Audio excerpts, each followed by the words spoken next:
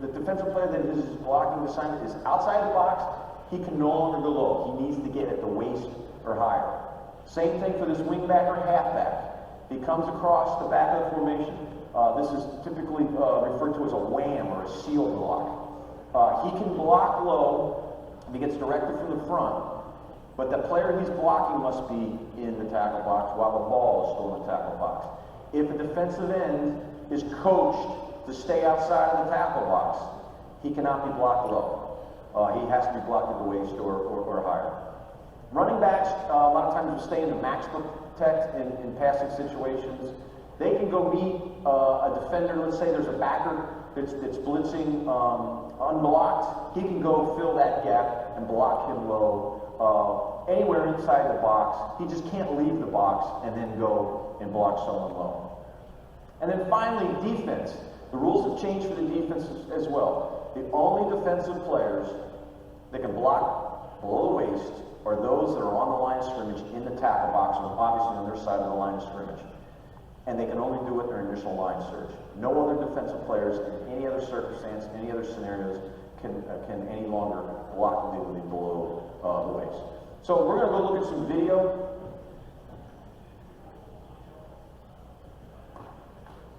This first play, we don't even need to play it. Here are my 5 interior linemen. And here's my tight end, my left tight end. And if we watch what happens here, both the left tight end and the left tackle are going to go down low. This is last year. Going to go low on their opponents. We consider this action by number 74, the left tackle, his initial line charge.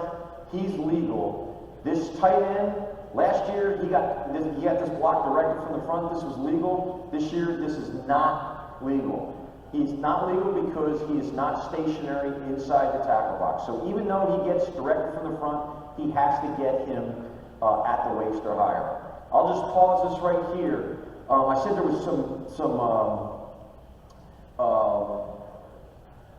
exceptions to the tackle boxes and strictly tackle, and this is it. A tackle over situation, where in this particular play, this is my left guard, this is my left tight end. Here's my left tackle over here. They have 2 tackles over, heavy to the right, or a tackle over, sometimes referred to. In this scenario, this tight end is stationary in the tackle box. Obviously, these 2 guards and this tackle are. This tackle is not. So in this circumstance, if we have a tackle over situation, this tackle cannot block legally low. This tight end can, because he's basically filling the tackle position. This is a play where we're going to watch our wingback at the top of the screen. There he is. He shifts to the top. I'm sorry. I went 2 plays too many. This wingback at the top, he's right here. He's going to go outside, upfield, second level, and goes low. We can no longer have blocks at the second level going low.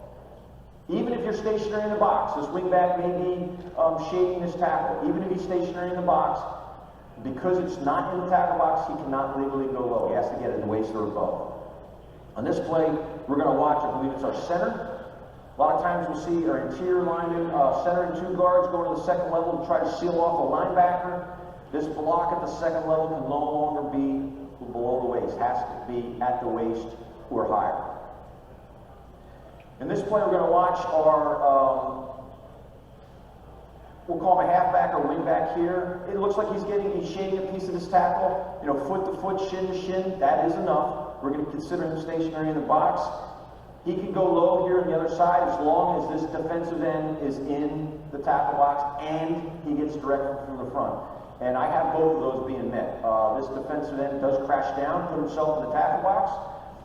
This block is directed from the front. This block also may be at the waist, by the way. But even if he was to get this at the thigh or lower, that is the definition of a low block, at the thigh or lower. Even if he was to get this at the thigh or lower, this is still a legal block. Like I said, a lot of times called a wham or a seal block. On this play, we're going to watch this wing go across the back. Now he's outside. He cannot go low like this any longer. Even if he gets directed from the front, even if the block is at the line of scrimmage, or even if it's in the offensive backfield, he can no longer go low because the block is not inside the tackle box. And then lastly, we're going to talk about the defense on this play. We're going to watch our right guard here. We have a screen. He releases downfield. And like we've seen for decades, we have a defender electing to take this lead block out by blocking him low. Last year this was illegal. You're going to see our official at the bottom of the screen here throws a flag correctly. Last year this was illegal because it was more than 5 yards downfield. Now, this technique is illegal anywhere on the field. At the line of scrimmage, in the offensive backfield, defenders cannot, outside of the tackle box, take out lead blockers low. They have to, if they're going to take them out, they need to do it at the waist. And I suspect that not many defensive backs are going to try to take a pulling guard on at the waist or higher. All right, we'll go back to the slides, please.